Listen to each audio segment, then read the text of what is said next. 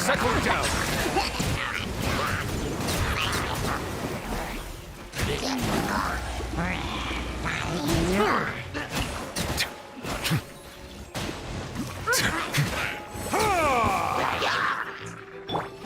Emerge. Right now. Animal testing. Gather.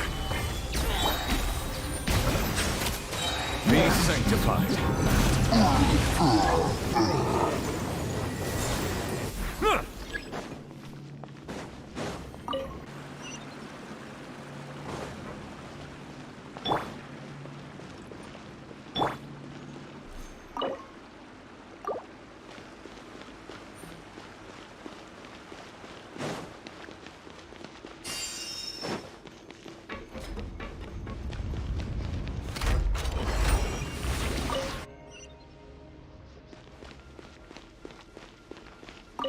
Right here.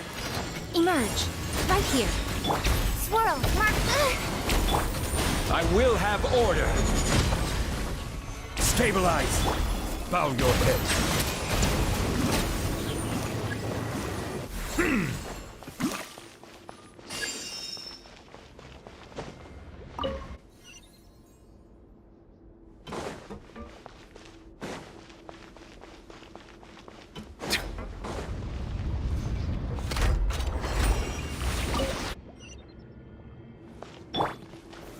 Gather.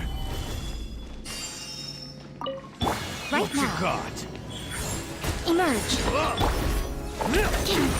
Nothing lasts forever. Silence. Huh.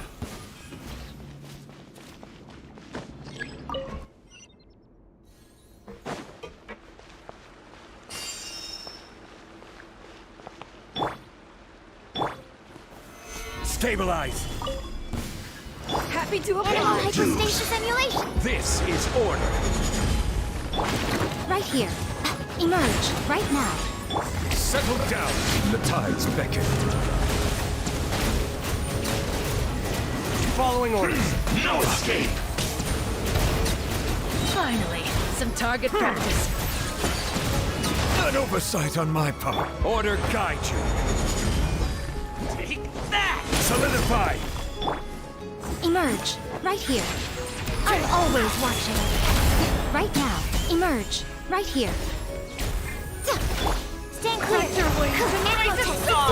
Silence.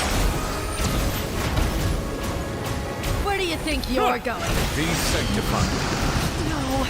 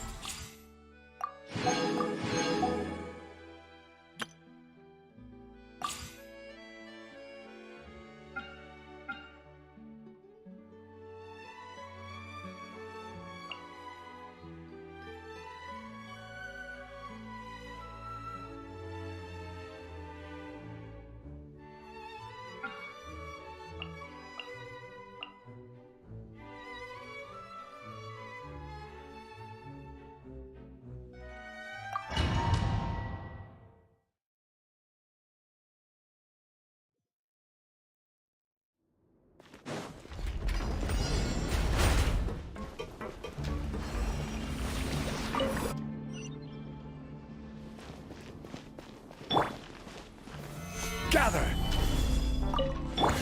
And voila! Nice Let and me spicy. try my blade. Take this.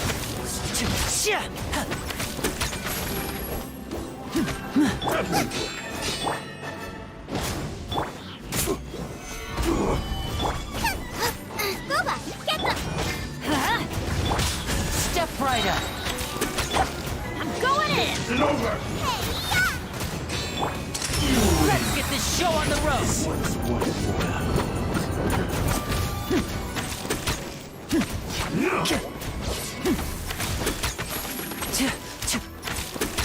I will have order.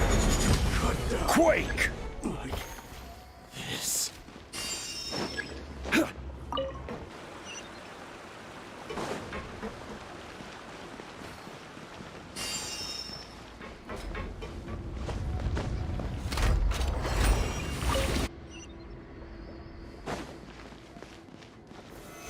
Solidify!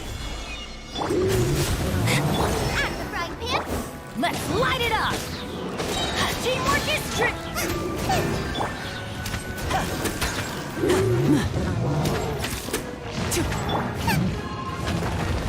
Boba, get them! Race you! Ha. Eat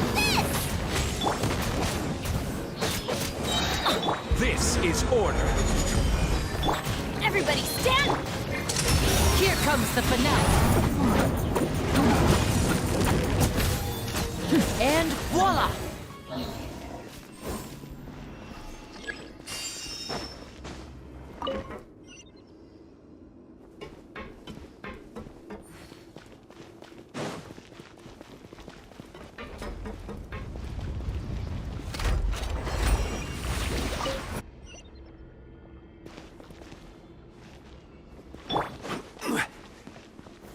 Stabilize!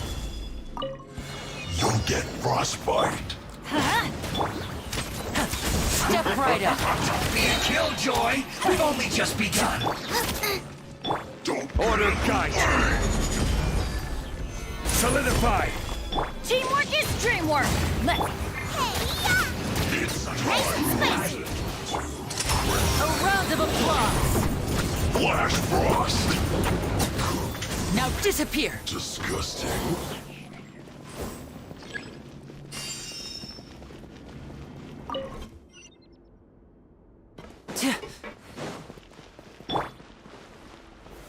Gather!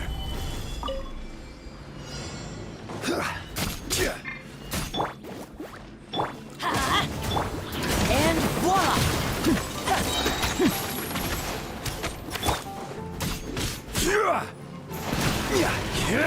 Crumble! Boba, get them!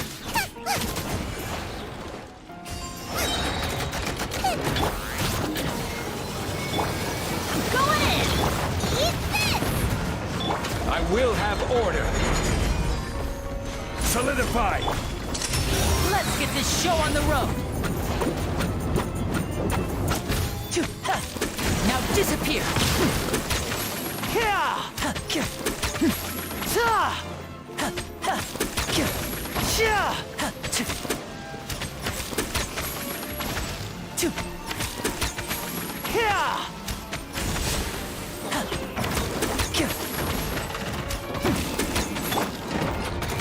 Stabilize! Out of the frying pan! Step right up! Here comes the finale!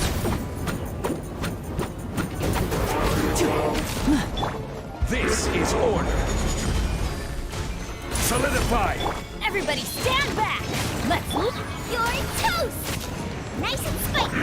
And voila! A round of applause!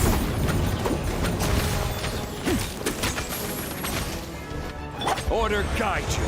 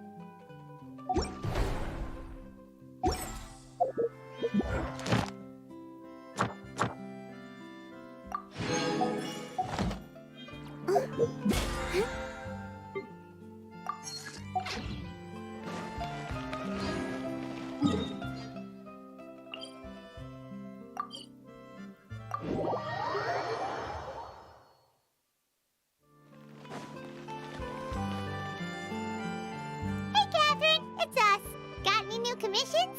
Specifically one with a huge more attack, perhaps?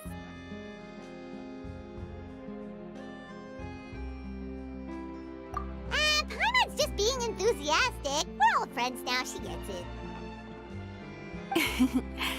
It's always a pleasure to see our two most avid adventurers again.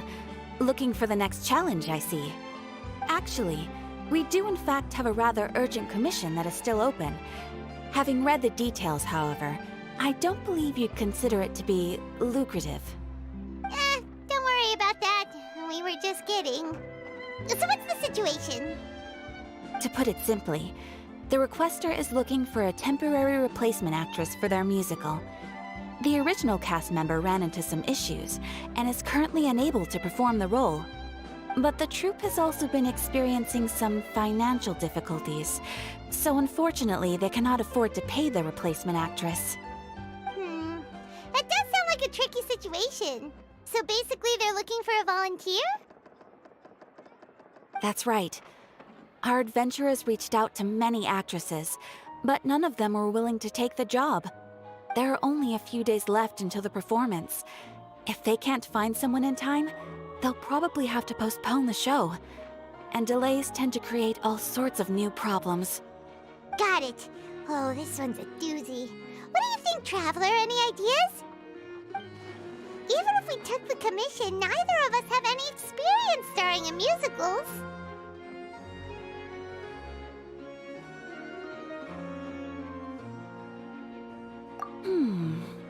If you're interested in helping, why not start by having a chat with the requester? He's right over there. Maybe you can't fill the role yourselves, but you might be able to help him figure out another solution. Maybe there's something he hasn't thought of. Oh, it's that guy, huh? No wonder, he looks like he just ate a sour lemon.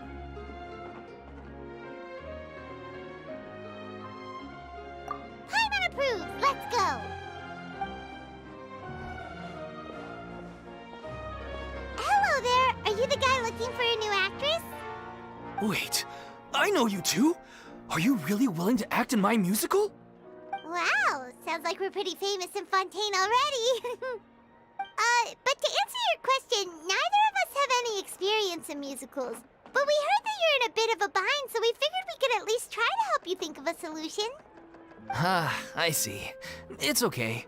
I knew that asking for a volunteer was a long shot. If we can't find someone to step in, we'll have no choice but to cancel the show. It would be such a shame.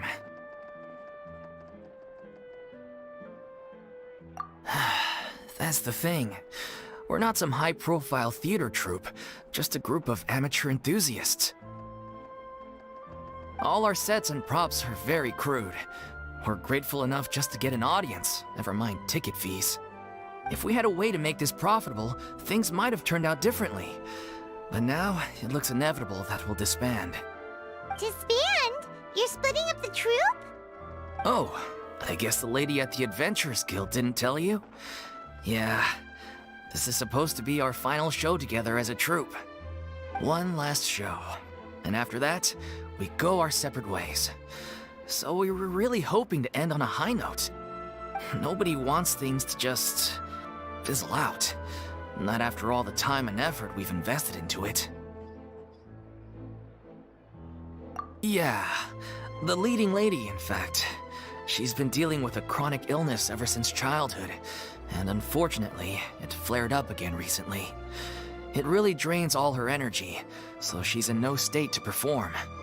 The show just won't be the same without her. But for everyone else's sake, I still hope we can find a way to hold the performance on schedule. Got it. We have a clearer picture now. Let's see if we can come up with any ideas. What if we sponsored the show? Traveler, how much more are you carrying? Please, there's no need to go that far.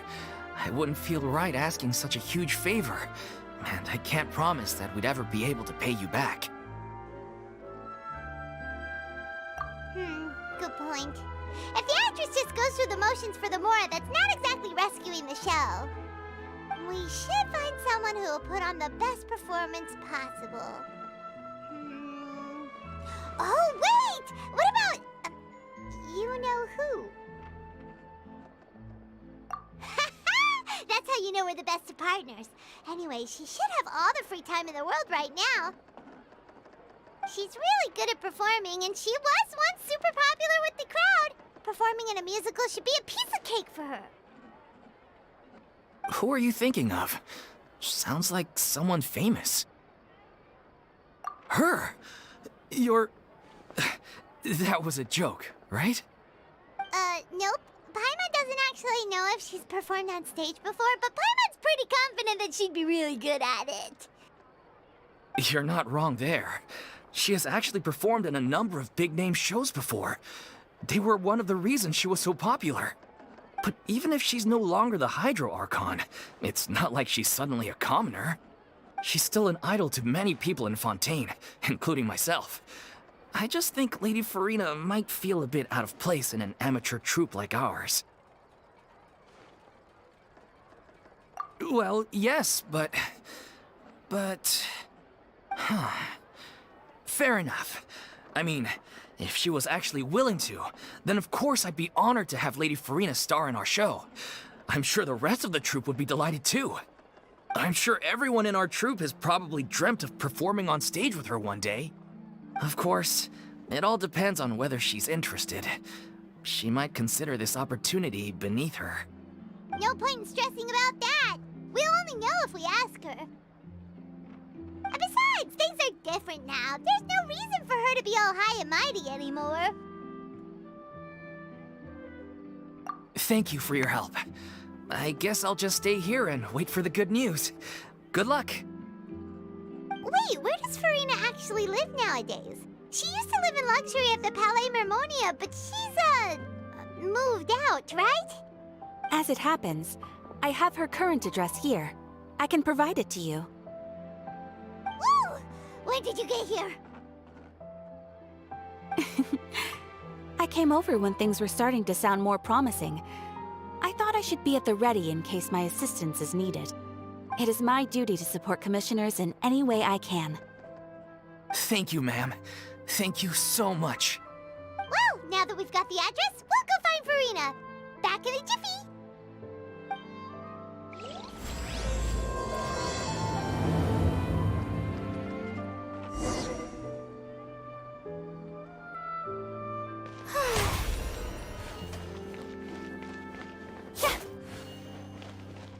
I can't believe that. Try not to worry.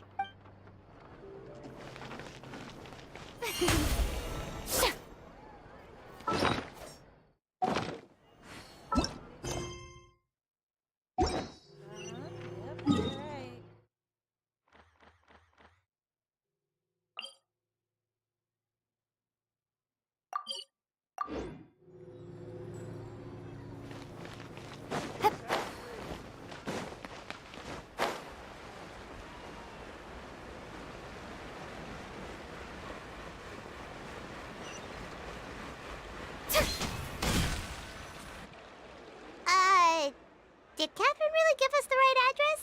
She lives here? Not that there's anything wrong with this place, it's just, a bit of a step down from the Palais Mermonia. You know, it's common courtesy to make sure the homeowner isn't in earshot when you're denigrating their abode. Ah! Okay, when did popping out of thin air become all the rage? First Catherine and now you? I was just out on a shopping trip. I ran out of macaroni, so I went to grab a few more bags. I used to have a much wider range of choices when it came to food, but now I'm finding that simple, traditional home cooking can be quite delicious too. Not at all. As long as you have different kinds of sauces in, you can have macaroni and tomato sauce one week, macaroni and bolognese the next. Oh, sounds like you're really struggling to cope.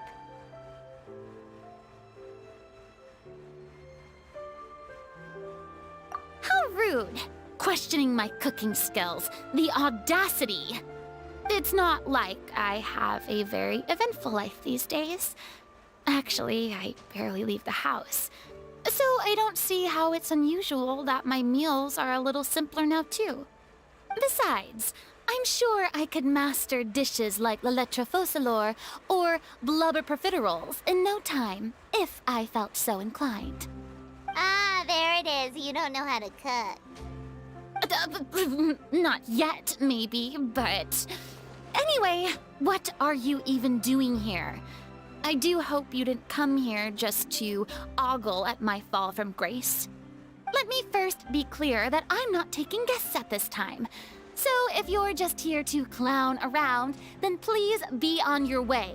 Shoo! Sorry! We're sorry! Please don't be mad! Yeah, exactly! What the traveler said! Paimon wasn't trying to make fun of you. Hang on a sec, you weren't exactly holding back either.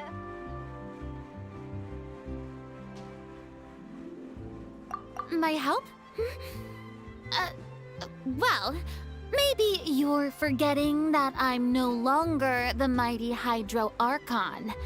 I don't even have a vision, you know. Don't worry, it's nothing that serious. It's just very specific, and you're the one with the power to help.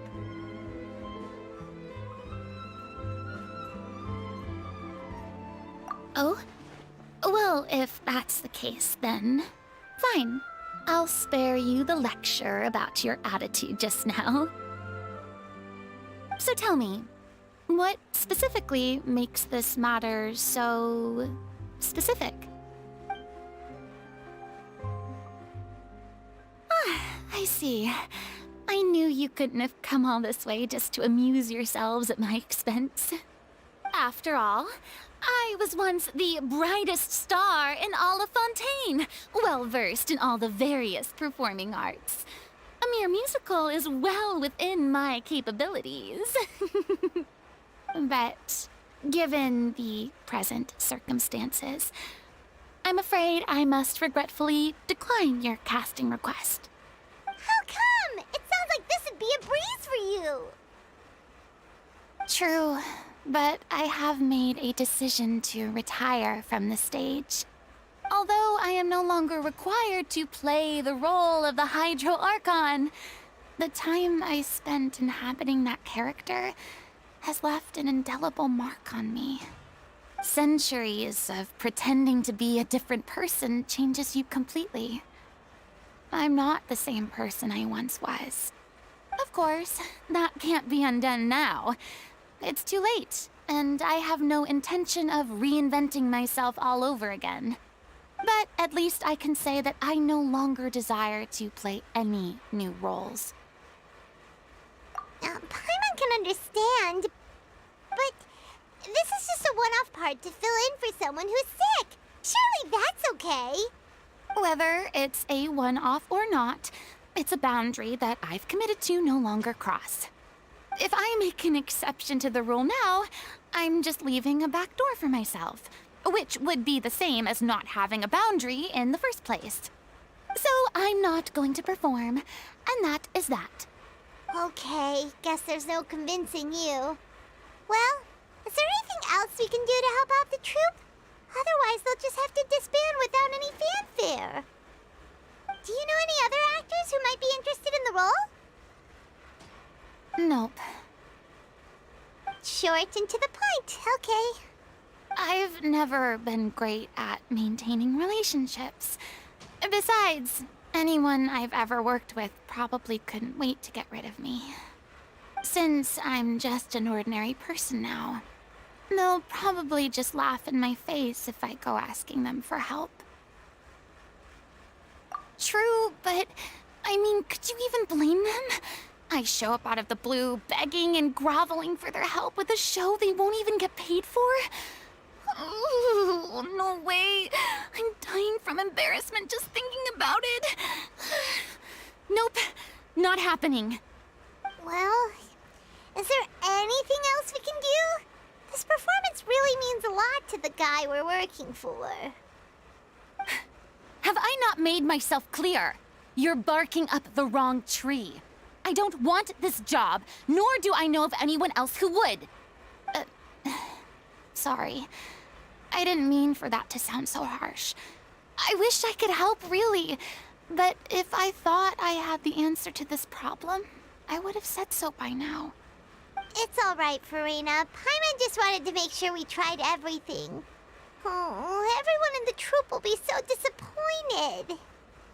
Yeah, I guess that's all we can do now. All right, then. We'll see you around, Furina. Toodaloo to you, too. I'm going home to take a rest now.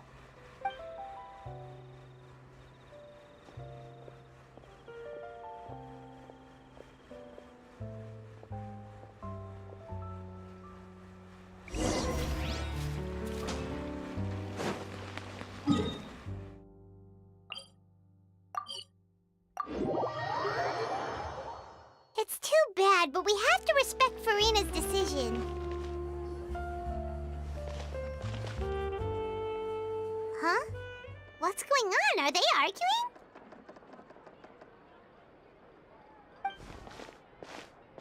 That's besides the point. I'll ask you again. Why did you start looking for a replacement without my consent? When did I tell you I'm going to take a step back? You didn't need to say it. We've known each other for how long now? We know the signs. But you never tell us about your illness, even when it's clearly flaring up. And that gives you the right to make a decision on my behalf? Shortly after you left, the troupe's lead actress came to the Adventurers Guild. She believes that she's healthy enough to perform. Excuse me, but can you both take a moment to discuss something else for now? The adventurer assigned to your commission has returned. Sorry, I was just dealing with a little misunderstanding. So, how did your conversation with Furina go? Sadly, it's a no from her. We tried to persuade her, but she wasn't having it. She doesn't want to play the role for personal reasons. I see. Well, circumstances have changed a little, so maybe that's not such bad news after all. You see, our leading lady has just informed me that she's well enough to make it to the show after all. Staging the musical with the full original cast was always the dream, of course. Oh, right! Sounds like everything worked itself out then.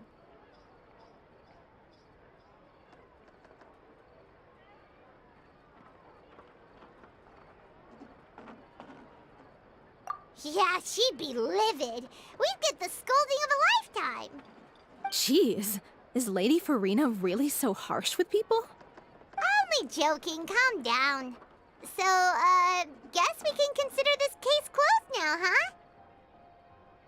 Despite the fact that we failed to complete the commission, we were still racking our brains for ideas on the way back here.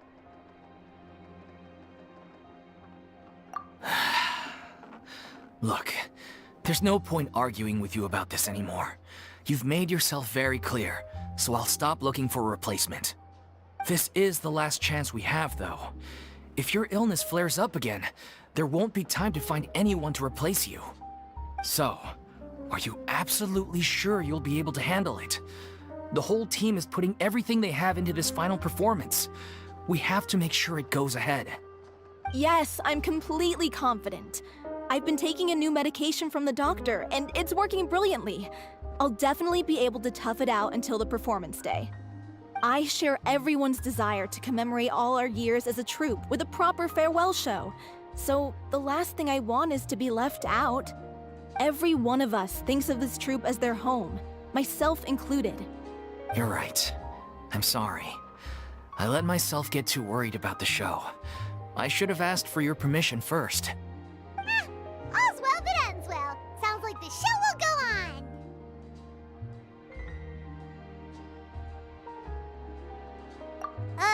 Sure.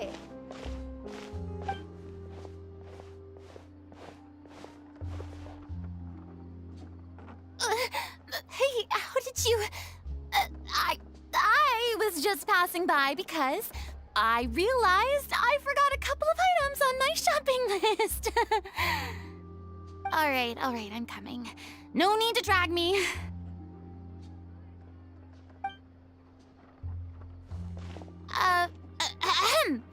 Hello, one and all. I couldn't help but overhear your conversation just now. Furina? Didn't you say you were gonna take a rest at home? What are you doing here? I was just ever so slightly concerned about the situation you mentioned. Yes, a teensy bit concerned, that's all. When you came to talk with me earlier, I jumped right to explaining my position and said some strongly worded things. And all before I even had a full grasp of the situation. Anyway, I just feel a bit bad about how it went down. I'm sorry, Paimon. Oh, it's totally fine! Paimon didn't take any of that personally.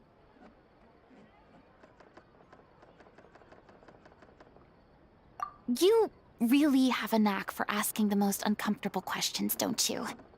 I felt very sheepish, having had a change of heart after flatly refusing you. And then, to make matters worse, you caught me. But in any case, it sounds like the issue has already been resolved. Yeah. When they said they were gonna ask for your help, I almost had a heart attack. I mean, how could we be worthy of having Lady Furina star in our show? There's no need to think like that, and no need to keep addressing me as Lady. Just Furina is fine. I was wondering, if this troupe is so important to all of you, why does it have to disband? If the difficulties are purely financial, then there must be a solution. You could put the shows on pause while you look for a sponsor, for instance. Everyone seems so devoted to the troupe. I'm sure if you keep chipping away, you'll find a way through. We all want to believe that, but some things are just beyond our control. Everything's been going downhill ever since we lost our director. She was the heart and soul of our troupe. She kept us going. Her name was O'Reilly, and she was the founder as well as the artistic director of our troupe. And tragically, she was a victim in the serial disappearances case. What? That's actually how I recognized these two. It was all thanks to their efforts that the true culprit was brought to justice. But still, no sentence can bring our director back to us. She was a loyal fan of your performances, Miss Furina. They were what first inspired her to get into musical theater. She rallied many people around her who were destitute or had lost their sense of purpose in life, and convinced them to join her troupe. She wrote her own scripts, acted on stage, and mentored each and every one of us. People loved our performances back then. We seemed to be going from strength to strength. Things were really looking up for us. And then disaster struck. Yeah. After that, the entire troupe fell into disarray. None of us know anything about script writing, let alone how to handle the business side of things. We've been doing the best we can, but despite our efforts, things are slowly but surely falling apart. It's agonizing, but ultimately, we'd rather end things now on our own terms than stick it out to the bitter end and watch all our dreams turn to dust. Oh. What a terrible waste. A gifted artist from humble beginnings who achieved so much and no doubt had much more to give. And then her life was so cruelly taken. I suppose it's fair to say then that this final show, besides being your farewell to the stage, is also your final gift for her? Yes, exactly. We all miss her terribly. Well, good thing I followed the Traveler here. After hearing this tragic tale, I can no longer stand by and do nothing. Furina. I know what you're thinking, but I by no means plan to cross the boundary I've set for myself. Besides, they're no longer looking for a replacement anyway. I can, however, provide some artistic guidance from the vantage point of a highly experienced audience member. But only if you feel this is something that would help, of course. Oh, most definitely. We'll take any guidance that you can give. We unfortunately don't have any budget for a consultant, though. Will that be a problem? I don't need any compensation. All I'd ask in return, if you're willing, is that you tell me some more about the life and work of your late director. Something I've begun to realize since my departure from the Opera Epiclese is that there's a lot you don't see when you observe everything from on high. The law only judges criminal behavior and does not weigh human emotion. The court's verdict can settle the question of criminal liability, but what about all the unresolved emotions of the parties involved? What happens to them?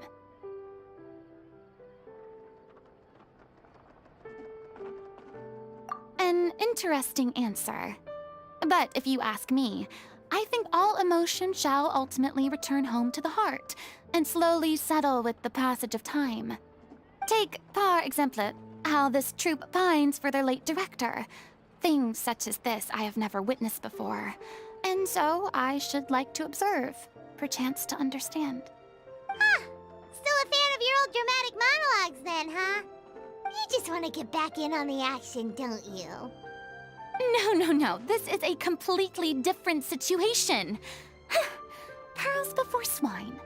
The name's not Swine, it's Paimon! Would you be willing to join me?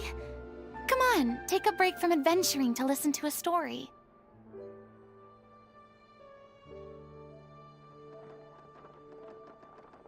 Thank you all so much. Our director was a huge fan of Miss Furina's performances, as of course we all are. All right, follow me. We'll go to our usual practice space. Please excuse the size. It's a little on the smaller side.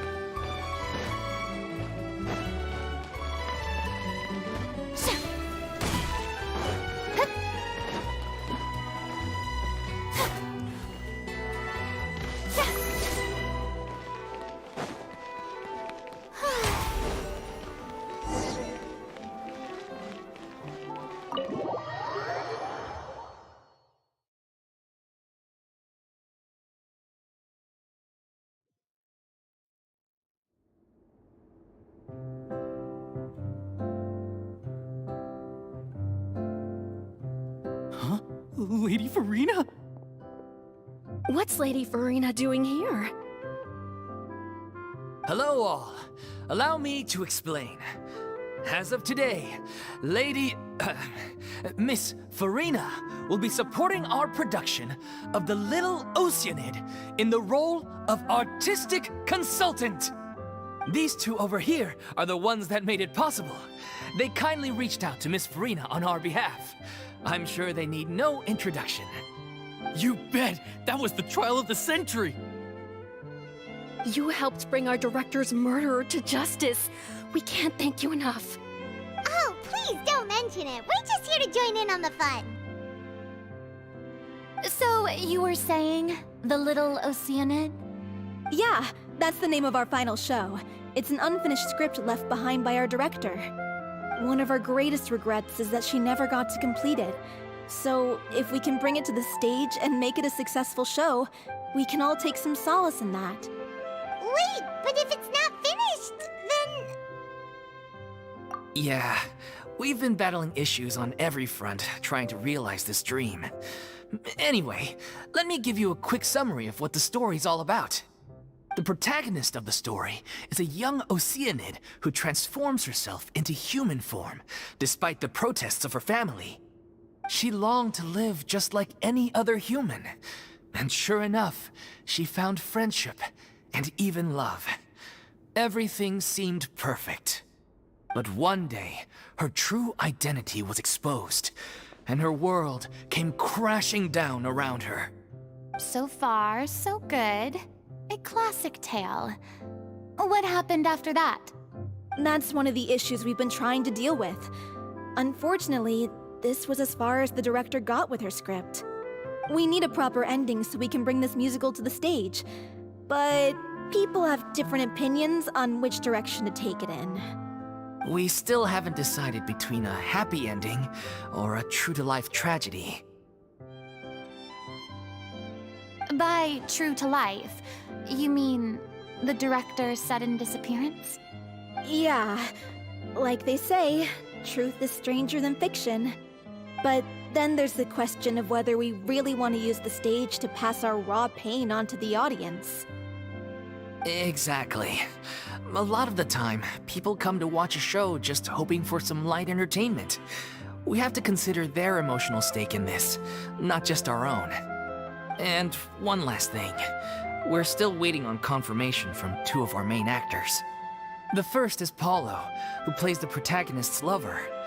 He's locked himself away to focus on writing an ending for the script, but the deadline's passed and we still haven't heard from him. The other is Villemont, who plays the main antagonist. He took the director's death pretty hard. Hasn't set foot in the city since.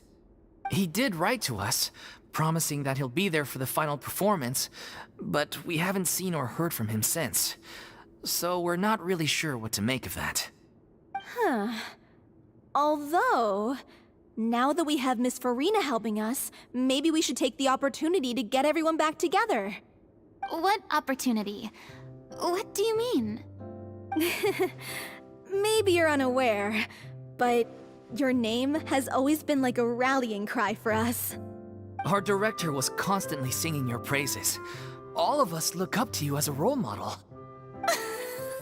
Oh, stop! You're making me all flustered. Although, not in a bad way. I suspect the reason they're dragging their feet is that they have their doubts about whether the show will really go ahead, considering all the issues you've been facing. But one by one, all the obstacles are being removed.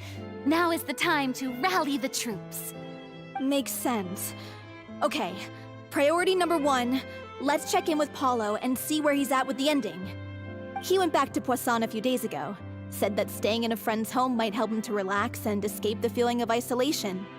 I thought the last thing his friend would want right now would be to take visitors, given that Poisson was flooded not too long ago. But I guess it's the opposite. A friend in need and all that. Yeah, maybe he could use some company. Poisson.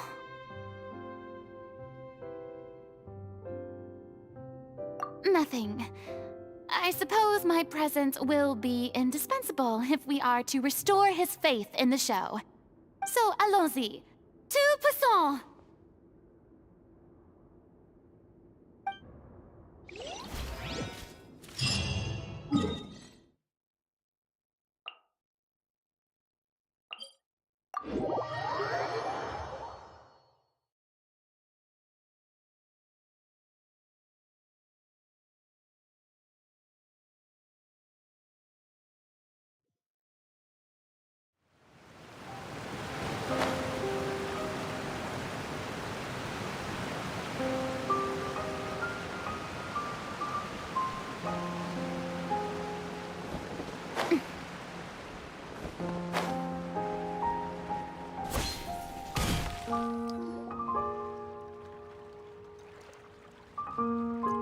If I remember correctly, this is where he's staying.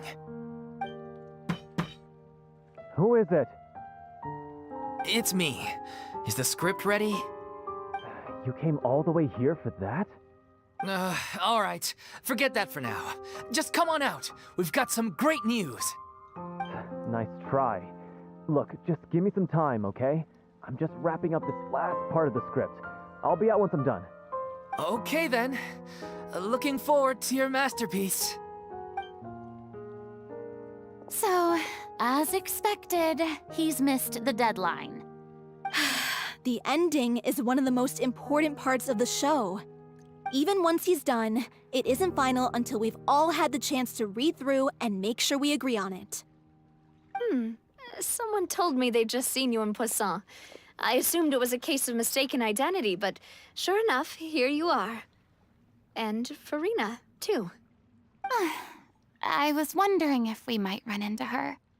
So, you're here for Paolo? Looks like he could be a while, so feel free to take a stroll around town in the meantime. I've made all the arrangements already. Oh, it's okay. We can just wait here. Thank you for being so considerate, Miss Navia. That sounds wonderful. We'll take that stroll. Get over here, you! How oblivious are you? How are things in Poisson now? Any better? Things are on the mend, but it's a slow process. Some people may never recover from the trauma they experienced. I'm sorry to hear that. I wish there was something I could do. Please, must our conversations take such a depressing turn every time we meet? We all have painful memories, but we don't have to let them cloud everything we do. And if you're trying to make a new start, perhaps it's best if you don't bring up the past all the time. Thank you for your words of comfort. You make a very good point. But for now, at least, I think I should stay with the way I'm feeling for a while longer. It's okay. These things take time. Moving on from a painful experience is easier said than done. Which brings me to why I'm here. I thought you should probably know that not everyone here is ready to forgive and forget after the Hydro Archon's inaction in the face of catastrophe. To avoid upsetting the peace, I told the townspeople that everyone here is a member of the theater troupe, and that you are just an actress playing the role of Furina. It's not a perfect solution, but hopefully it means you won't have to lie low while you're here. That's so thoughtful of you, Navia. Well, what do you expect? I am the courageous and considerate president of Spina di Rosula, after all, like my father before me. Anyway, that was all. Look after her now.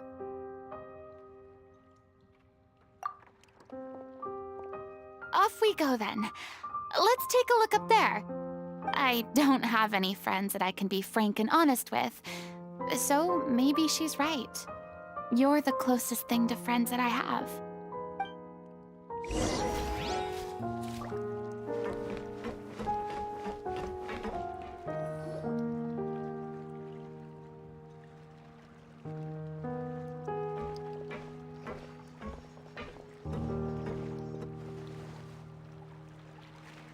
I'm so grateful that Miss Navia was so understanding. To be perfectly honest, I didn't know if I was ready to meet her. It's always easiest to just run away from your problems. But that never fixes anything. You can't get around the obstacles without facing them. So that's why you were nervous when they brought up Poisson.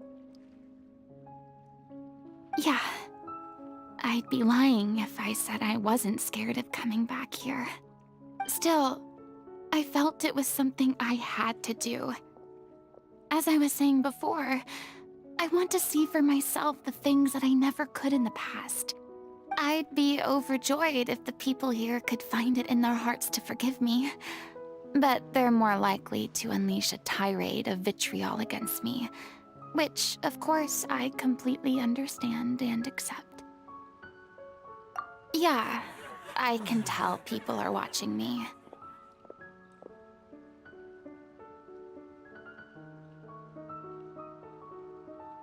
I'm sure some people here see the idea of someone coming to Poisson dressed as the Hydro Archon as extremely disrespectful. I used to be terrified of the gaze of other people, especially when they had suspicion or resentment in their eyes. I guess I wasn't quite ready for this after all. I'm surprised you're making yourself go through all of this.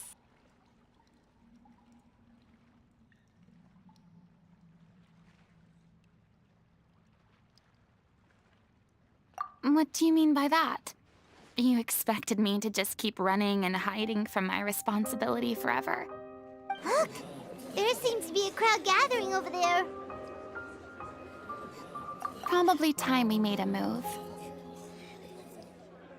How about we check out Spina di Rosula's ship? We should have a view of the whole of Poisson from there.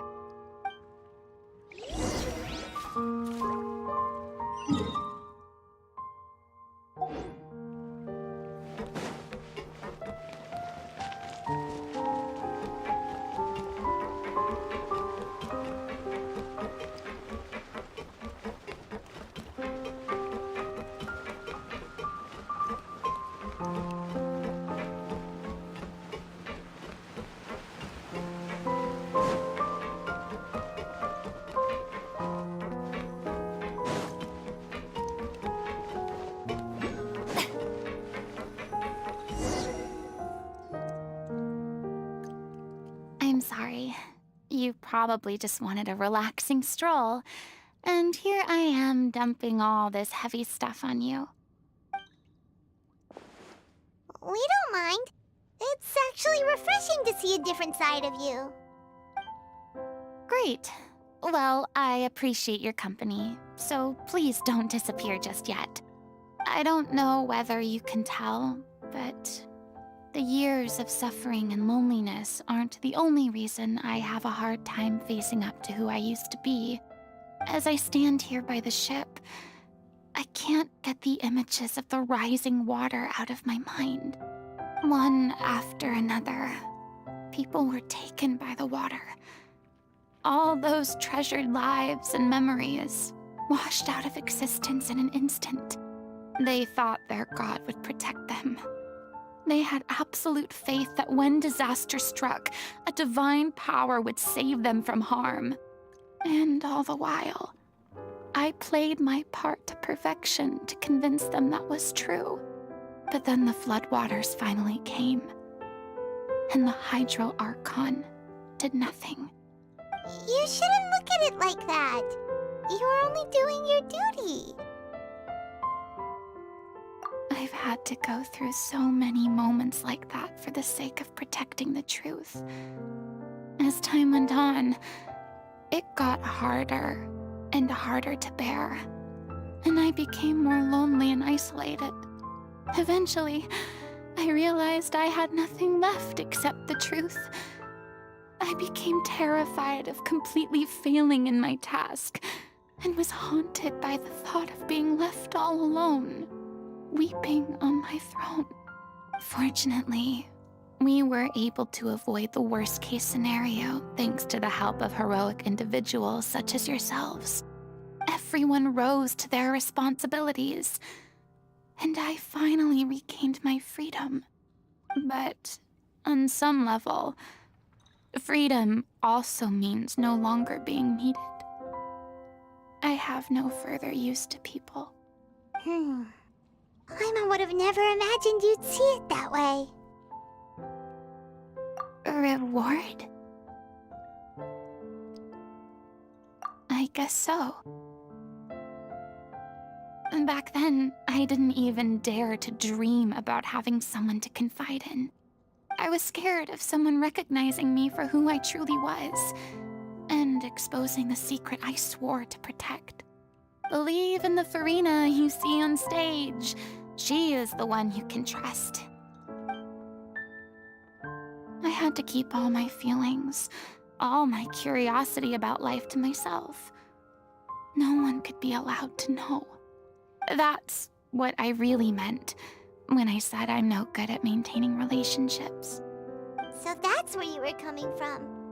Paimon totally thought you were just a bit of a diva at heart. Could you please get off my case? I don't know what's gotten into you today. I'm making an effort here. You could at least try to do the same.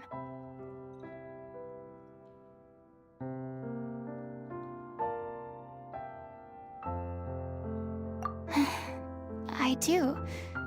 I once had nothing but the truth, and now I'm finally free to live my own life again. And even though I have no idea where I'm going right now, at least the choice is in my hands. All right, it's about time to head back. Paulo should have finished the ending by now. Sure. Okay, let's head back and check it out.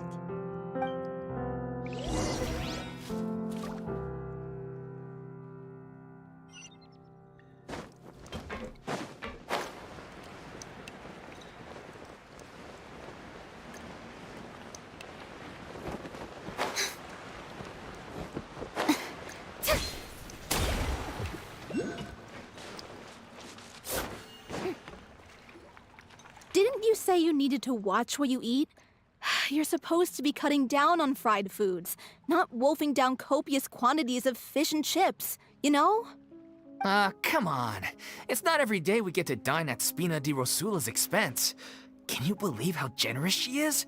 I'm not about to pass on free food. Anyway, my character doesn't need to be slim and good-looking. That's your job.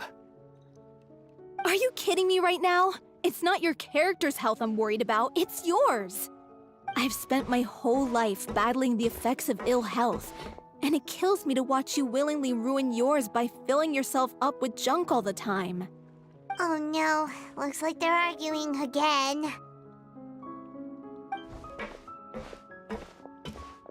We're back! Could you maybe put your differences aside for a moment? Ah, you're back. We've been enjoying Spina di Rosula's VIP treatment in your stead. Paulo's nearly done. We shouldn't have to wait too much longer. Great! So you were discussing your characters, right? We heard she's playing the Oceanid who turns into a human girl. What about you? Me? I'm an Oceanid too. He was originally supposed to take the form of a crane, but he outgrew that role. Well, the costume at least. So now he's playing the boar instead. Sorry. The boar's not a bad character, actually. He's the one who raises the little Oceanid, yes? That's right. He has some pretty memorable lines too, like when he imparts some solemn words of wisdom to the little Oceanid. If you become human, you can reveal your secret to no one. You will face suffering and loneliness. Is this truly what you want? Wait, that sounds kind of familiar. It's the most important line in the whole script. I think it's a symbolic statement about our director's life and legacy. She kept quiet about all the trials and tribulations she faced in running our troupe, allowing us to devote ourselves fully to performing. It was only after she was gone that we realized how tough her job really was. You mentioned earlier that the troupe is like your home. Yeah. I was born with an incurable illness, and once my family found out it couldn't be treated, they decided they didn't want me anymore. I spent some years taking whatever work I could find and trying to manage my illness with various medicines. But whenever I had a bad flare-up, I'd be lying in an alleyway for days at a time. It was like that until the director found me one day. She told me I had a great voice and asked if I was interested in studying singing from her. I said yes. She took me under her wing, taught me to both sing and act, helped me find Mora for my meds, took care of me when my condition decided to flare up. I know it was all a huge burden on her. She sounds like a really incredible person. She really was. She gave everything she had to her troupe and the people in it. All of us were so proud to call her our director. I was a lost child too when she found me. As the child of a murderer, my parents weren't around when I was little, so I got sent to an orphanage. The other kids were always picking fights with me. They'd say things like, "Come on, you must be pretty tough if you're the son of a murderer." It was just to taunt me, though. I was an easy target, and they knew it. One day, I got beaten up so bad that I just couldn't take it anymore, so I ran away. I lost all faith in humanity by that point. Thought the whole world was out to get me. Let me guess. Fortunately, the next person you ran into was the director. Yeah. For the first time in my life, I was somewhere I felt safe.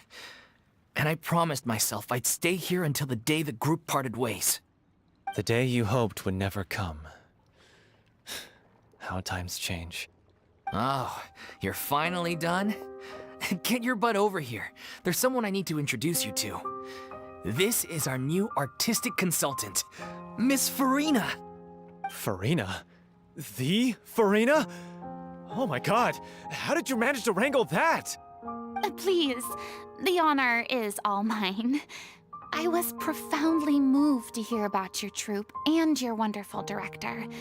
I just wanted to do something to help. Same here. Even so, this is just... Oh, wow. I'm sorry. I'll try to calm down. Now, where was I? Ah, yes, the script, of course. Let me give you a rundown of how the story unfolds in my version of the script. I'm sure you're already familiar with the beginning of the story. A little Oceanid decides she wants to become a human against the wishes of her family. She finds love and friendship in the bustling city. But then, disaster strikes. The people start to notice that all the fresh water in the surrounding area is slowly disappearing. The soil is becoming arid, plants and flowers are withering, and the people begin to panic. The little Oceanid, Cleo, and her lover decide to do something about it and investigate the truth of the matter together. In the end, they discover that all the waste and pollution created by humans over the years has caused the fresh water to flee the land, as if driven by a consciousness of its own. Consciousness? You mean the water is sentient? Water as a conscious entity. There's actually quite a few stories that explore this theme. Since the little Oceanid is a water spirit, she immediately understands how the water is feeling. She then tells her lover about her true identity, as well as the truth behind the crisis. Her lover accepts her for who she is, and works with her to find a way to bring the water back. However, unbeknownst to them, there were some people eavesdropping when she revealed her secret. The little Oceanid is accused of being directly responsible for driving the water away, and faces the greatest dilemma of her life. And then? In the end, she makes the brave decision to sacrifice herself to save her lover, and the rest of humanity. Huh? But didn't they all treat Cleo like a villain? Why would she want to save them after that? Well, she mainly wanted to save her lover, plus everyone who'd stood up for her. Through her love for her human partner, she was able to find an even greater love, one that extended to all of humanity. Surely the biggest strength of Cleo's character. There's actually something else that bothers me. You know the protagonist is supposed to represent the director, right? And she never had the chance to become a hero in our world. If we're serious about dedicating this show to her memory, we should make the ending as true to life as possible. What about if the little Oceanid is hounded to death by people who hate her, her lover makes sure her secret never gets out, and humanity continues down the path to extinction? That sounds like too cruel of an ending to me, and perhaps a little irresponsible to present to the audience. That ending would be a perfect mirror to Director Aureli's death, both arbitrary and meaningless. On the day when she went missing, Director Aureli had instructed us all, somewhat out of the blue, to leave the court of Fontaine and wait for her outside the city. We waited and waited at the rendezvous point, but she never came. By the time we returned to the city, she disappeared without a trace. We looked for her. The Gardamex looked for her, but she was nowhere to be found. Increasingly, all the signs seemed to point to her being the latest victim in the serial disappearances case. The director was the kindest soul in the world, yet she was senselessly sacrificed for the sake of a so-called experiment by someone who had nothing to do with her at all.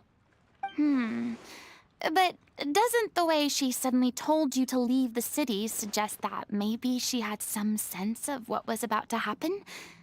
It almost seems as if she was moving you to safety. I've been trying to follow up on that ever since, but all my efforts so far have turned up nothing. Villemont might know something, but he won't open up to me. Villemont? The one who's playing the role of the villain? Yeah. He's been overwhelmed by grief. I think the director's death hit him hardest of all. Grief? Guilt, more like. Also, I have a hard time imagining that anyone took it harder than me. Because, well, speaking of the play being true to life, I was deeply, madly in love with Aureli. What? You kept that one quiet. It's time to be upfront with you all. No more keeping secrets from each other. We'll never be able to agree on the ending if we can't be honest about how we feel. I did tell her how I felt once, but she turned me down pretty much straight away. She said that we were all like brothers and sisters to her, and she'd never considered us as potential romantic partners. Not that it came as a shock or anything. It was what I was expecting to hear. So I told her I'd always be there for the troupe, and I'd always be there for her. I said, maybe one day in the future, when everyone's settled into their own lives and on the up and up, and managing the troupe no longer required her constant attention, well, maybe then she could reconsider what she really wanted in her life. And now, that day will never come. Oh, Paulo. So if I'm the one writing this ending, then I'm gonna make sure it does right by O'Reilly. I won't let anyone get in the way of that. In that case, you have to straighten things out with Vilmont once and for all, face to face. We've all had our differences of opinion over the ending, but those two have never seen eye to eye on anything. One of them has to compromise if we're ever going to reach a final decision. Well, if that's where we're at, looks like it's time to go visit Vilmont. Are you ready to face the truth? Honestly, I'm slightly terrified. But for the sake of our final performance, I'll do whatever it takes. Funny you should ask, though. You really do get what I'm going through right now. I certainly do. Come on, everyone. Allons-y!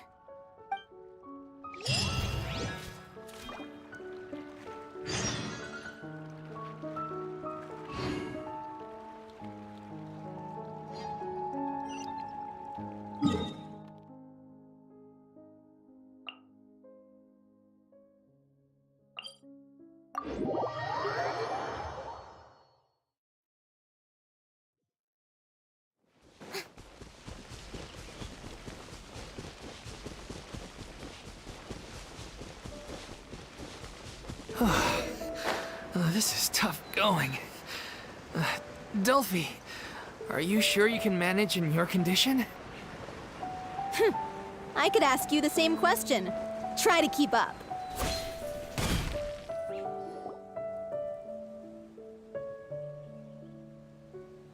Ugh, as if this journey wasn't tough enough already without a roadblock. Don't worry. We should all be fine with the traveler here. We don't need to take a detour. Wait, why are you all looking at me? You're not seriously expecting me to fight, are you? We're just curious, that's all. I don't think anyone's ever seen Furina in a fight before. Yeah, but don't you remember why? The Hydro Archon willingly gave up all her power so it could be converted into indemnitium. Miss Furina said so herself. Precisely! And I'm not even the Hydro Archon anymore, so all my power is gone anyway. As much as it pains me, unfortunately, I should just stay put. I'm more like a damsel in distress more than anything. That sounded so smug. Ugh, secondhand embarrassment is unbearable.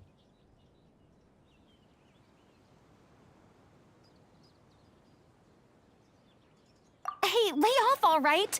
My bluff is hanging from a thread here. I'm sorry. I got carried away. Please help us out, would you? Aw, too bad. I was so pumped to feast my eyes on fight mode Furina. Sorry to leave all the heavy lifting to you. Don't worry, piece of cake.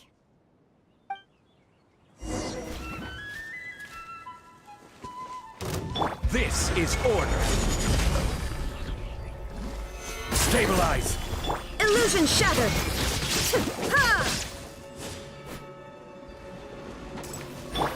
Shower me with praise!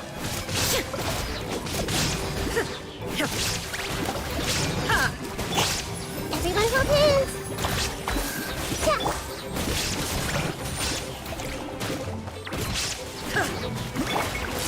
Quake.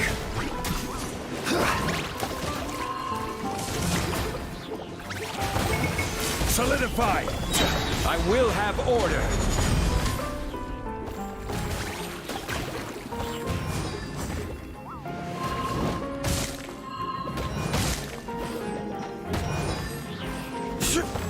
Gather. The Temple of Wisdom. Let my name echo in song! Ah,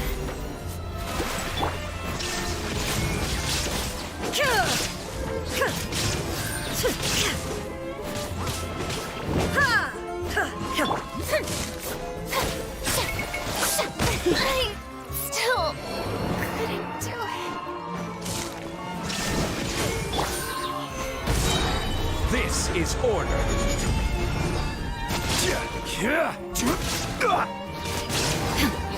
Shine down!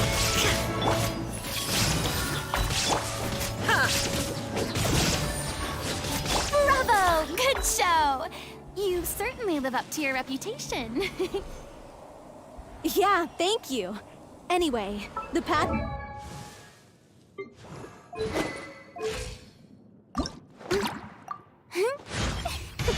I'm...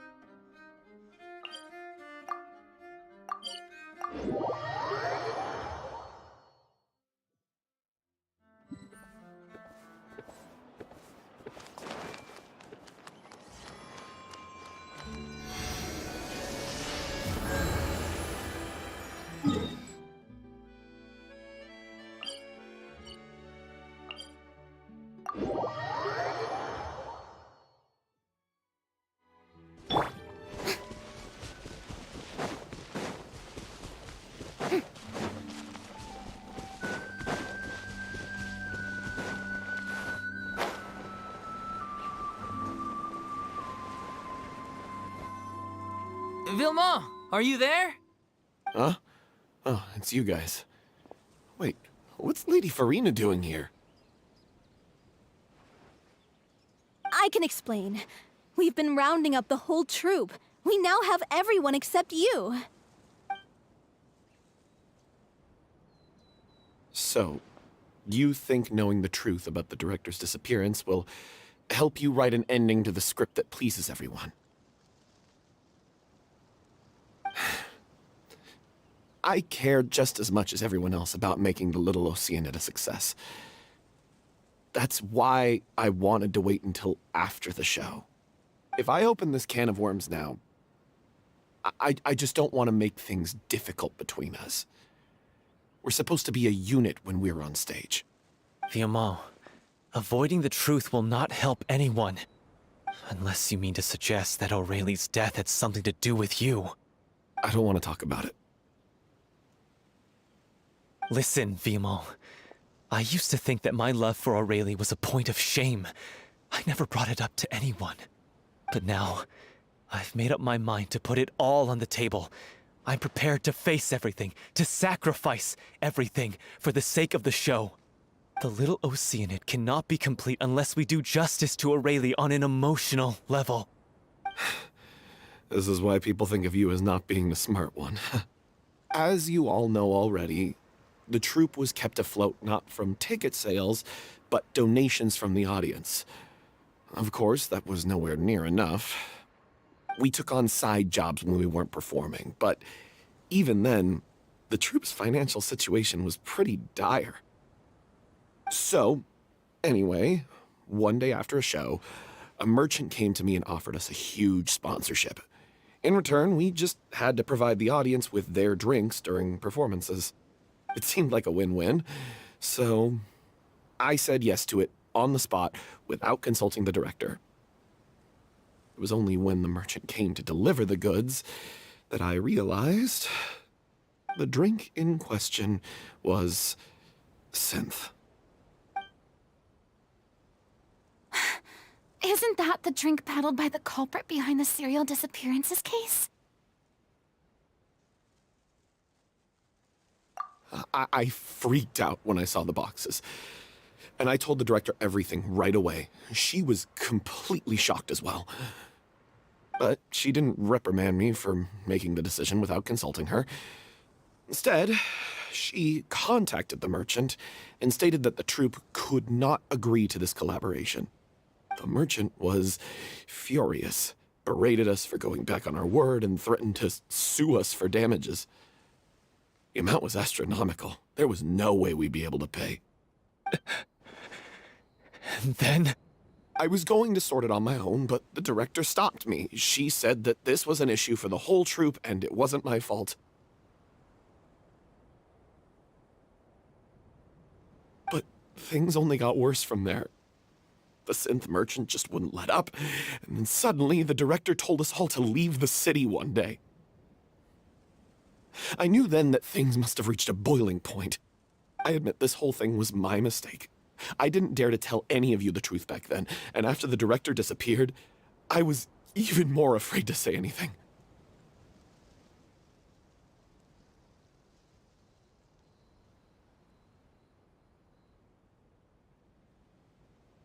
Yeah, I got Aurelie killed. There, I said it. Happy now? Hey, don't say that. You traitor! You knew Aurelie was in danger. Why in God's name didn't you tell us? What do you mean, you were afraid? This was a life and death situation. We could have saved her! How could you be so stupid? Please, try not to get too worked up. Yeah, listen to him. You need to stay calm. Stay calm? How can I stay calm? This guy got Aurelie murdered. She was the love of my life. And he has the gall to try and high-road us, claiming that he kept his mouth shut for the sake of the show. How about taking some responsibility for what he's done? All I can say is I'm sorry. Truly. I wanted to apologize to everyone in the troupe, but that won't bring back the director. What good is my apology now? I'm just a coward who made an awful, terrible mistake that I can never take back. Beat me up if you want. Kill me if you prefer. It's what I deserve. End my life. So I can meet the director and apologize to her in person. Get out of my sight. Go, get lost. I don't ever want to see your face again. That's enough! You've screamed and shouted at each other for long enough. Now pipe down, both of you! Can you stop conflating the show on stage with your real-life relationships in the troupe? You keep saying that you want to use this final performance to pay tribute to your director and celebrate her life. How can you do that if you're just using it as an excuse to vent your own emotions? You're right. I'm sorry. On stage, the lead role is the focal point of the audience's attention. And you're all used to seeing the director as the heart of the troupe. But in her own life, her greatest desire wasn't to be the center of attention. I can tell how much she loved you all, and how much she loved the troupe. What she wanted was to build a warm home for all of her brothers and sisters. To shield you all from the storms that rage in the world outside. That's how you should remember her. And that's what you should be celebrating. I understand why you're trying to make her the hero of the story, but isn't she your hero already? After everything she did for you? Yeah. So think hard about what that means. And then think again about what you hope to achieve by arguing with each other. If you really hate each other and can't reconcile your differences, then you could just call it quits now. Why bother with the final performance if the group is already fractured? But you can't bring yourself to do that, can you? You care too much about Director Aurelie and the home she built you all to let go.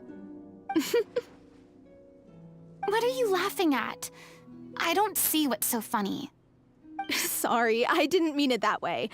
It's just that, for a moment there, it felt like our director was back with us again. If she'd seen Paulo and Villemont at each other's throats like that, she would have scolded them exactly like you did, in that same stern voice. Really?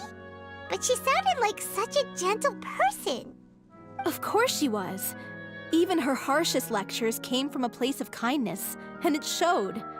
She really was a truly outstanding person. What you said, it really puts everything into perspective. I'm truly sorry. I really meant for this to be a genuine apology, but I ended up making it all about me and my self-pity. It's all right. Let's save all this for after the performance. So, the ending. What are we gonna do about it? Clearly, everyone needs to take a step back for now and reflect on what really matters. When emotions are running high, things get lost in the fray. The end of the story needs to focus back on Aurelie herself. She's the true star of the show.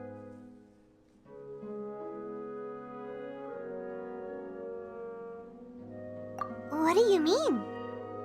The Traveler is right. You once investigated that underwater synth base and recovered items belonging to the victims. If you could find anything that Aurelie left behind, perhaps we can get a better sense of what she went through in her final days.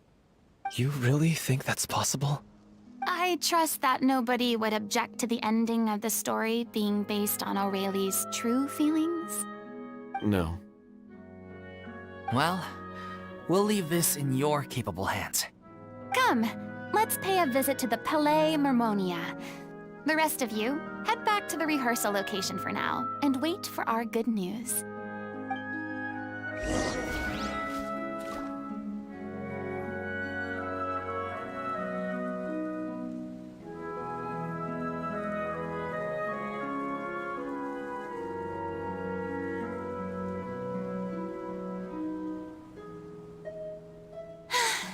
Being too popular can be such a hassle. Who knew the people would adore me so much?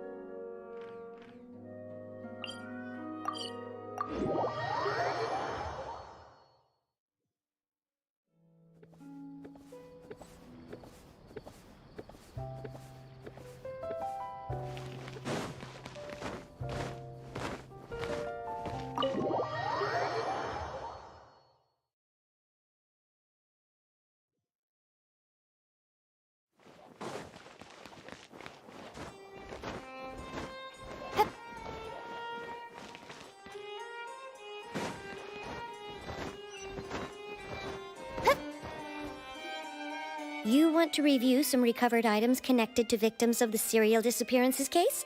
But, that case has been closed for quite a while now. Still, since you were the ones who discovered and submitted the evidence in the first place, you don't actually have to submit an application. Okay, please hold on. I'll have someone dig them out.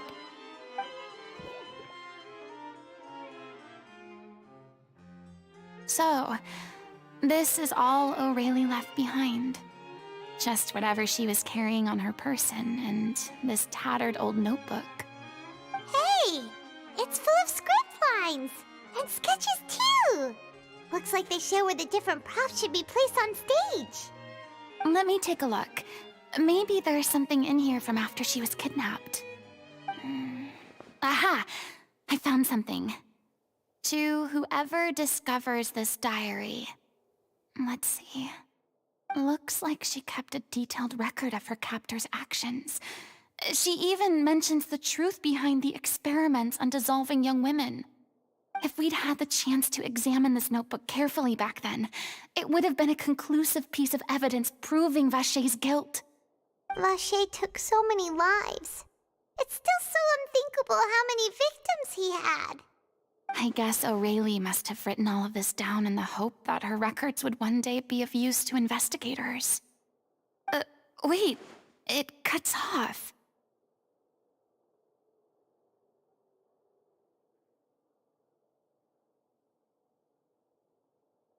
Her handwriting here gets patchier and more illegible by the line. She probably didn't have much strength left. Her final words are... I'll let you read them for yourselves.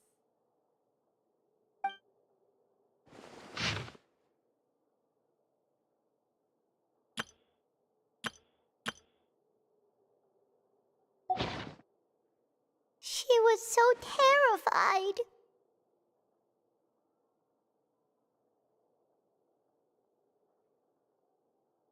She may have been a mighty hero in the eyes of her troop, but at the end of the day, she was only human.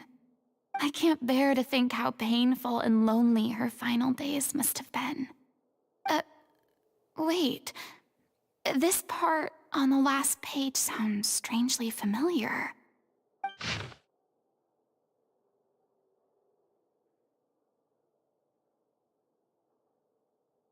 If you become human, you can reveal your secret to no one.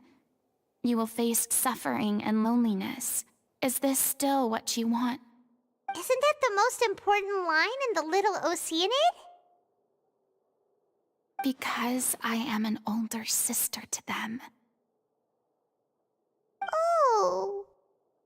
So she didn't regret her decision. Even as she sat in silence, waiting for death to come. I'm sure this is what the troupe would have hoped to hear as well. She had their utmost trust, admiration, and love, and she truly deserved it. Let's go. It's time for them to learn Director O'Reilly's final thoughts.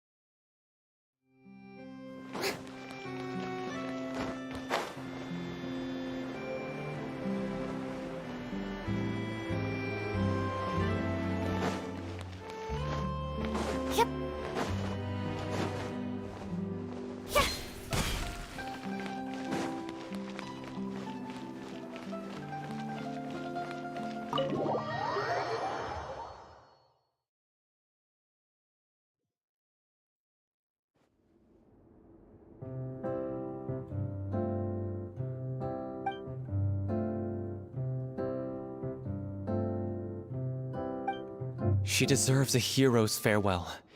If that's the only way to convey to the audience the courage and selflessness that she showed in the face of death, then it's a meaningful way to end the story. Even in the last moments of her life, she was still leaving a trail for others to follow.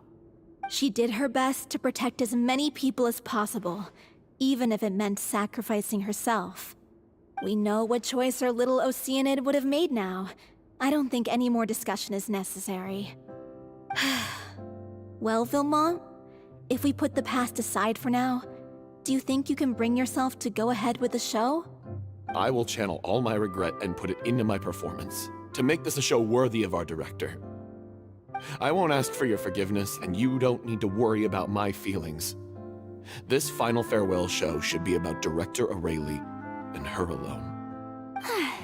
Then it seems like we've reached a consensus. I have a feeling that this will turn out to be the most mesmerizing performance of your lives. Really? How can you be so sure when you've never even seen them perform before? Don't underestimate my experience. After watching a countless number of musicals, I've learned one important thing. If you want to move the audience with your music, you must fully commit and immerse yourself in your role. pouring all your emotion into your performance. And aren't human emotions love, hate, regret, and hope just the most mesmerizing things in this world? I don't believe anybody could be more committed to bringing this story to life on the stage than they are now. Thank you for the vote of confidence, Miss Furina. And thank you for supporting us through all this. Then, let's not delay things any longer. We need to discuss the details of the ending and get it nailed down once and for all. Actually, before that, I'd like to make a proposal. During the curtain call, please allow me to use the director's name instead of my own. Huh? But then... After all, this role was originally meant to be played by the director. I'm just filling in for her. Besides, a role commemorating her life should be associated with her name. Well, if you're sure you're okay with that, I have no objection to it.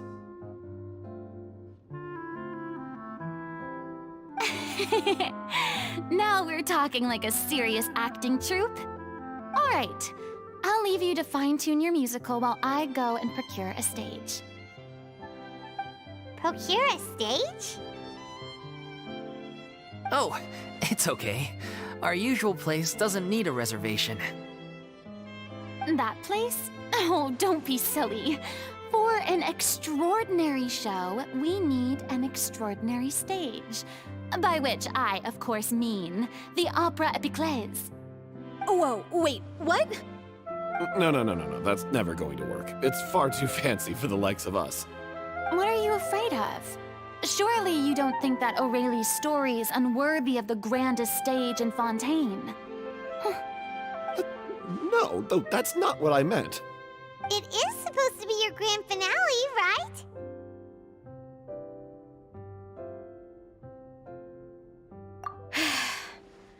I have no problem with it then. How about the rest of you?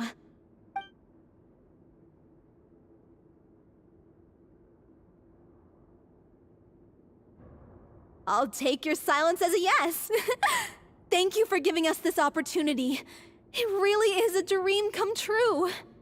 Well, then don't disappoint me.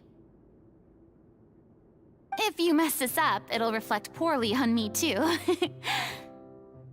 Come on, we'll need to get the go-ahead from Nervilette. I know just where to find him.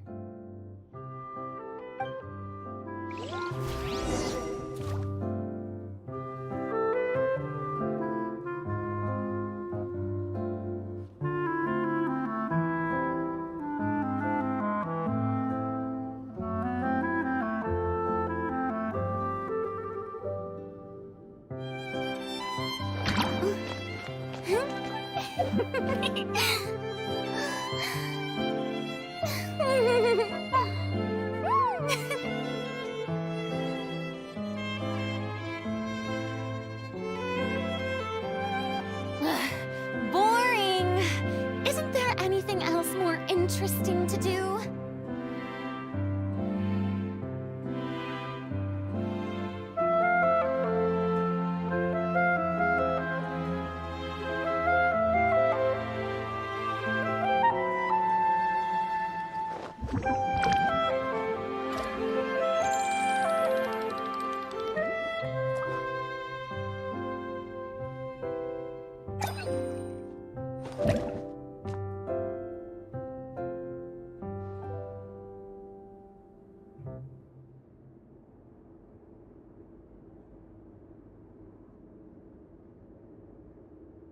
Tea parties are a must for the well-mannered.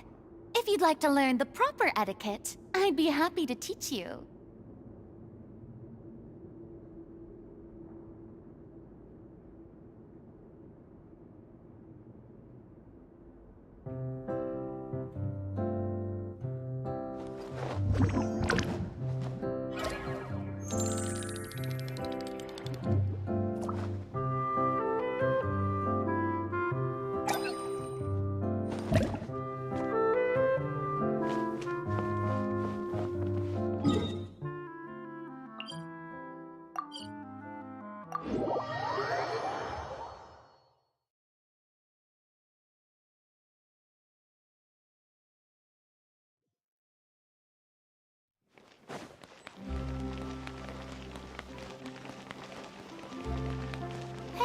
look at that!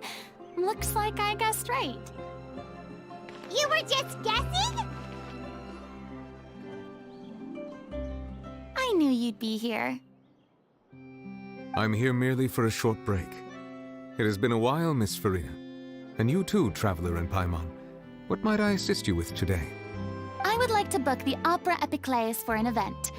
You see... I understand. The process for booking the Opera Epiclese is complex and can be somewhat cumbersome.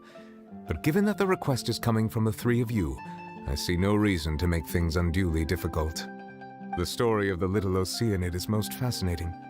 I'm looking forward to seeing it performed on stage. I will say, however, that I am surprised to see your passion for the performing arts rekindled after all that has happened. Huh? What do you mean? Do I look excited? Yes. And this is the first time that I've seen you like this since your departure from deityhood. At first, I just felt bad about rejecting them. So I wanted to learn a little bit more about their situation. But one thing led to another, and... well, here we are. In the past, we sat in our high chairs in the court, giving our opinions on isolated cases, all while knowing very little about the human stories behind each and every one. Maybe it's because I finally become an ordinary person and gained my freedom, but I've developed a great sense of curiosity about their lives. I am truly delighted to see you find a new lease on life. Now that you've regained some confidence, have you had any thoughts regarding a return to the stage? Why would you suddenly ask a question like that? Well, if the Little Oceanid turns out to be a great success, it will no doubt become a classic. Many theater companies are certain to add it to their repertoire. The experiences and decisions of the protagonist, Cleo, are all modeled after your own. Naturally, this makes you eminently suited to playing the leading role. It would truly be a shame if you did not take this opportunity to allow audiences to enjoy your outstanding acting talents once more. Haven't I already made myself clear?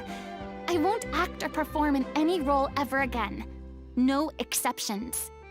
Nor do I think it is any great shame.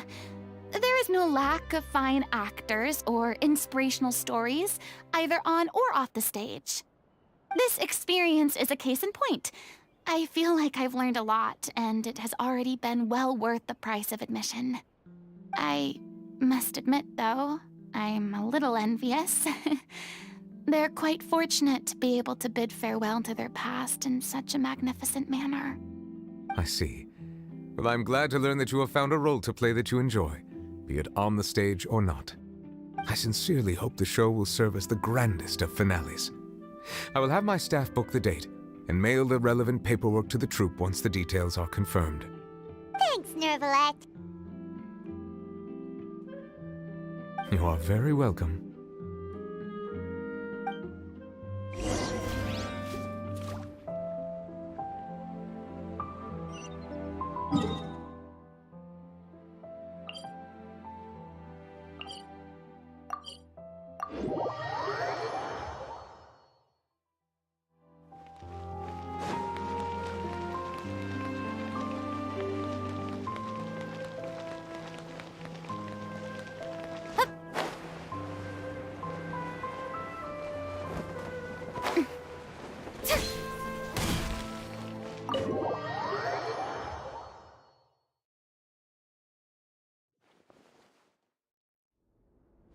Good news, everyone. It's done. The Opera Epiclese is booked. Thanks to my eloquent and impassioned speech, Monsieur Neuvillette was moved to provide us with a fitting stage for this special performance. We've had to fight every step of the way for this opportunity, but we now have all of the ingredients necessary to stage a truly spectacular performance. A touching story, a magnificent venue, and last but not least, a passionate and dedicated cast. Now, let's work together and make this show the best it can be. This is truly wonderful. The sooner we can finalize the ending, the more time we'll have to rehearse. Fiamma and I just went over some parts of the script and tweaked a few things. I think it's really going to resonate with the audience now. Wow, you two had a constructive conversation? That's great!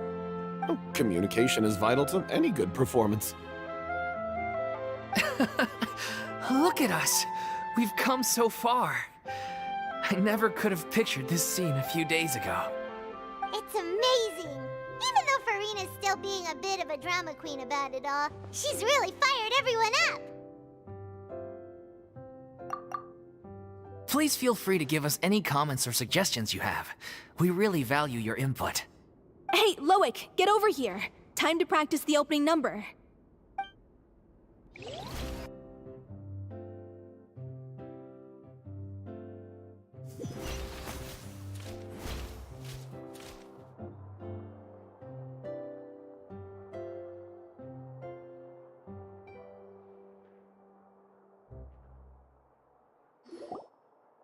Cursed Cleo. She stole the waters of life from us. She's a fraud, and she must pay for her crimes. This has nothing to do with her. The ignorance and hatred of our people is to blame. How can we hope to win back the water's favor if we don't change our ways? This guy could be useful. Take him hostage. If Cleo wants him back, she'll have to show herself. Leave this place, oh little Oceanid, and never, ever look back!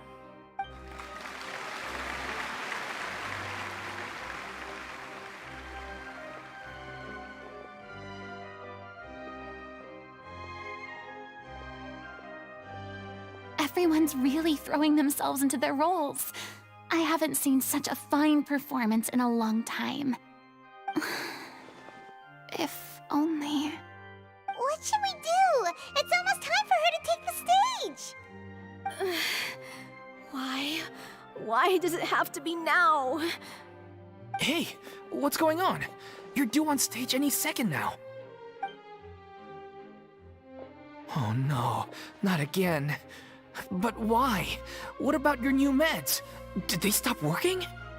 They've been getting less and less effective over time. I've had to keep increasing my dose.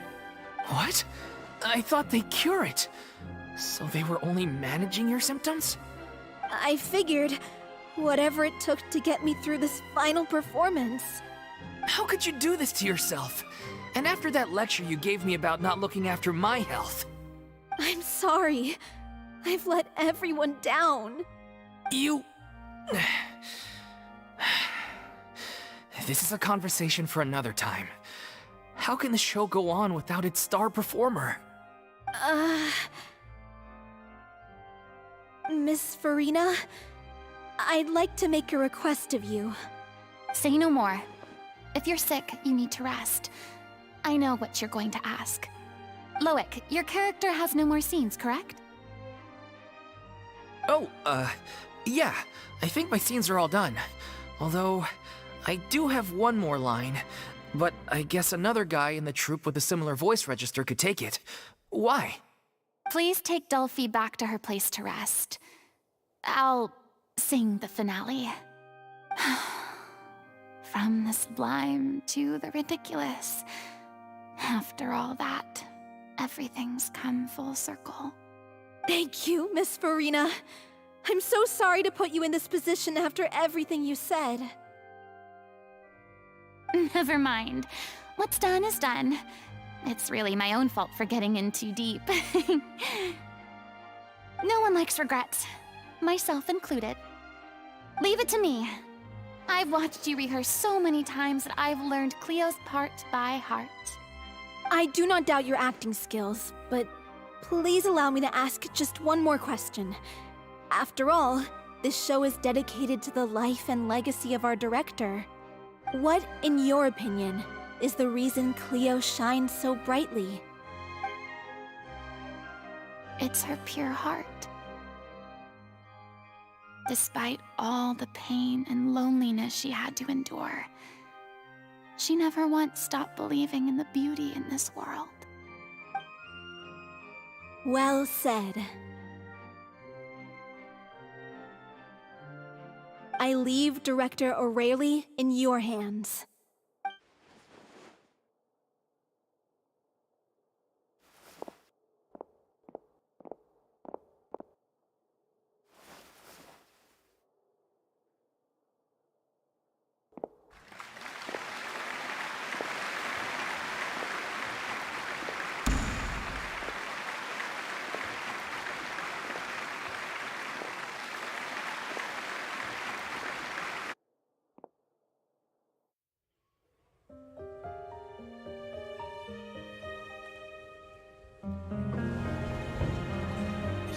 yet?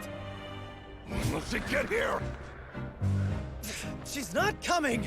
You're wrong. She's here.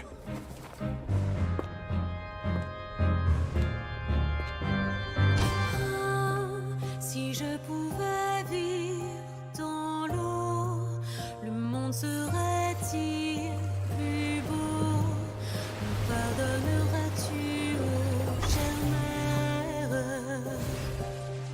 L'eau dans son courant fait danser nos vies, et la cité elle nourrit, ainsi que toi, mon doux amour. But what about your wish? My wish.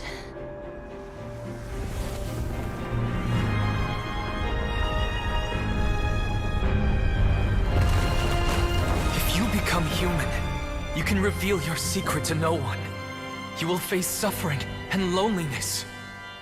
Is this truly what you want? Le grand amour ne suffit pas, seul un adieu fleurira. C'est notre histoire de vie, douce et amère. Moi, je serai toujours là, à voir le monde et s'inventer, et ça ne changera jamais, jamais.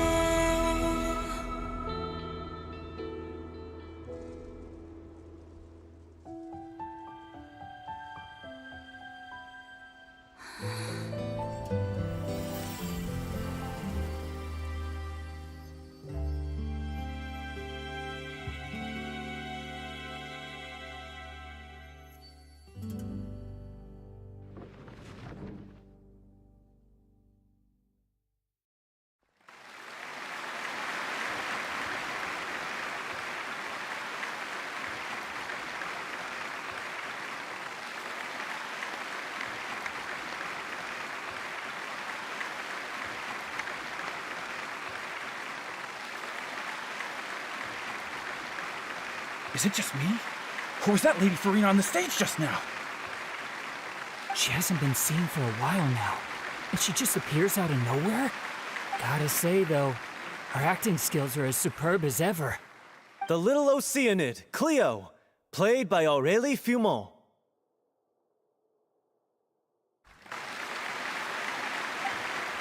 Wait, that's not her name. What's going on? I don't know, maybe it's just a doppelganger. I've spent a lot of time out of the spotlight, and they didn't use my name during the curtain call either. Hopefully, not too many people recognized me. It's too bad that I had to break the one clear rule I'd managed to make for myself, even if I had no choice. Still, I have to admit that, despite everything, it felt good to be back on the stage again. Finally, we would like to give a special thanks to our artistic consultant and event coordinator, Miss Furina. Hey, that's not what we agreed on! Oh, so it was Furina after all. She's back! Honestly, what is he doing? He should have run that by me first. All right, calm down, don't be mad. This was a group decision. We just didn't want your contributions to go unacknowledged. After all, it's been the rule in Fontaine since ancient times that everyone's work, visible or invisible, is equally deserving of recognition. Yes, I know the rule, but it should still be applied on a case-by-case basis. I wasn't ready for this yet. It's no big deal. What's the worst that could happen? Oh, yeah? Well, since you think it's so easy, you can sign them for me. This is a great chat and all, but can we talk about that crazy thing that happened during the show? It nearly gave Paimon a heart attack. Paimon flew over over to where she was supposed to be and was about to drop the prop vision, and then suddenly, a real one popped out of thin air! Oh, that. I've got no idea what happened there either. But hey, it worked pretty well, didn't it? I'll bet the audience has never seen such a realistic prop. Wait, what about Dolphy? I wonder how she's doing. Oh, let's go check on her as soon as we finish clearing the stage. Yes. Plus, she'll definitely want to hear how the end of the show went. If nothing else, we can safely say that we accomplished what we set out to do.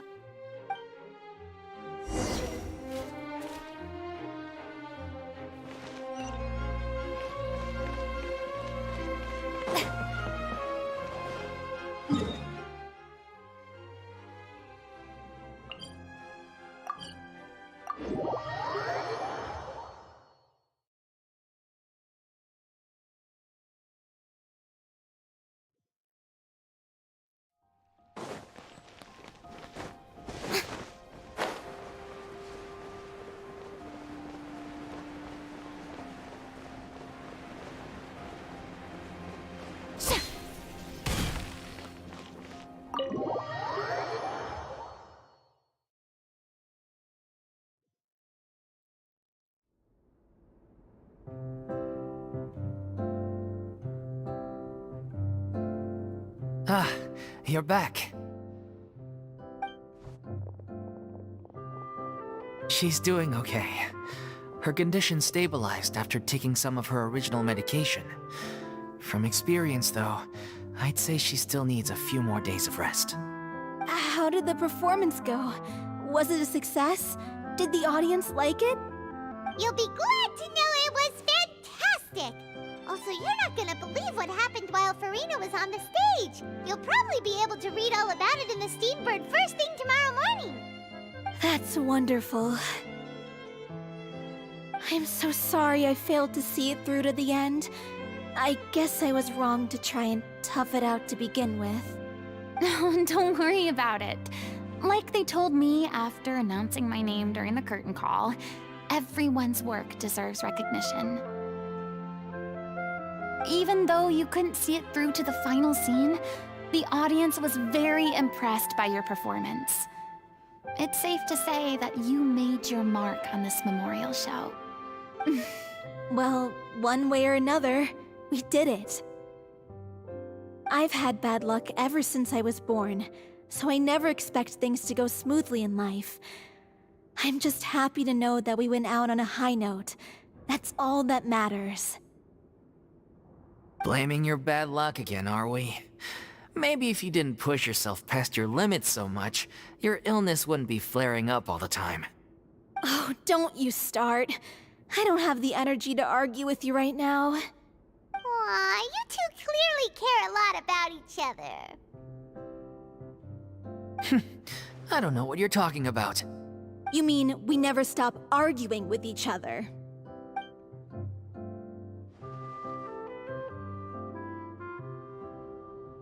So, any plans for the next step?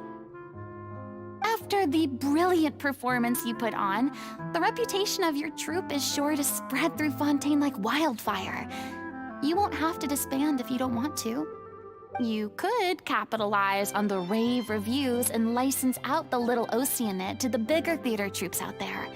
That would do wonders for your financial situation. No, we should still disband. Yeah, it's what we all agreed to. After all that's happened, I should give you guys some space. But maybe our paths will cross again one day. Hey, don't just walk off!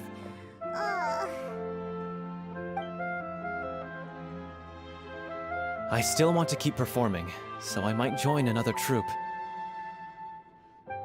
After watching Miss Furina's performance, I think I'm starting to understand our director's infatuation with musicals. You should do it. It suits you. I'd originally hoped to keep performing too, but I don't know if my health will allow me to. Oh, so now you finally got your priorities in order. I guess I'll hold off until you've properly recovered as well. What about you, Miss Furina? Any future plans? Well, frankly, I think a return to obscurity is no longer an option for me. I'm sure a slew of consultancy requests will hound me wherever I go, until I finally acquiesce. You rather sealed my fate there with your special thanks at the end of the show. Sorry. It's quite all right. No need to apologize. What I meant to say is that this whole experience has shown me that perhaps I'm not as averse to a return to the stage as I'd previously imagined. Maybe Nervilette was right. Maybe Cleo is the right role for me.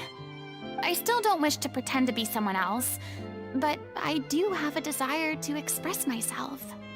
So, maybe the show will go on for me after all. Yeah. There was once a time when I was an actress in a masquerade, seeking only to hide the truth. But from now on, I want to spend my time learning real stories about real people and how they touch the lives of others around them. I want to watch them blossom and wither, see them refined on the page, retold on the stage, and remembered long into the future. I'm sure this is what captivated director O'Reilly as well. Sounds like you're ready to stop running from your true calling. The more you get out into the world, the more you'll discover what a fascinating place it is.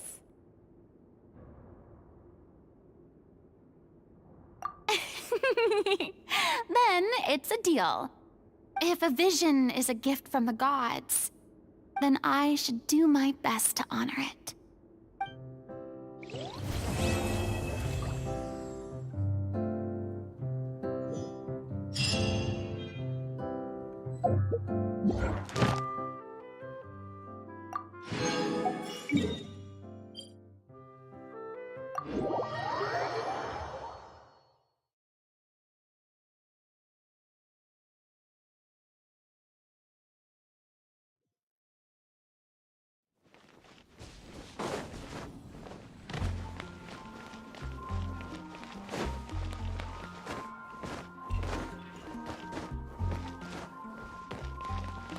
Ad Astra Abyss.